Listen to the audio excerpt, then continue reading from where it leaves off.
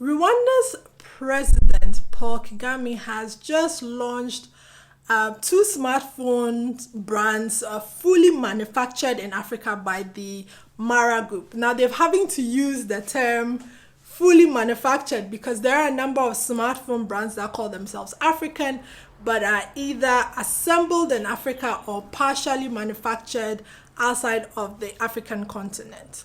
Now, the Mara Group makes around 1,200 units of phones a day.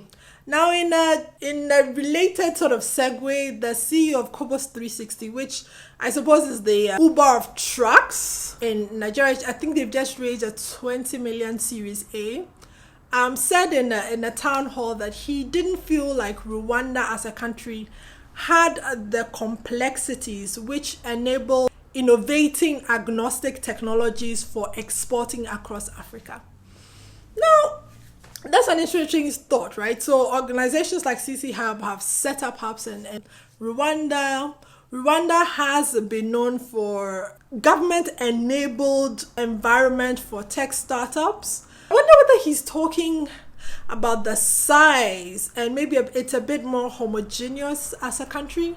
And that's why, say, compared to a bigger nation that has more people and maybe different complexities, different divergent type of people.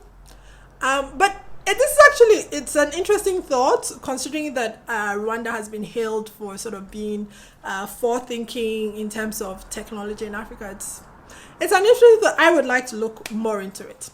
Anyway, the two phones, the Mara X and the Mara Z, are retailing at 130 and 190 USD. Now, that's slightly confusing for me because I thought the natural competitors for the Mara Group for these brands would be Transsion, the Chinese company which owns the brands Tecno, itel, and Infinix. Now, as a side note, Transsion has just IPO'd in the Shanghai Stock Exchange. The company is worth $4 billion and they've raised $400 million in the IPO.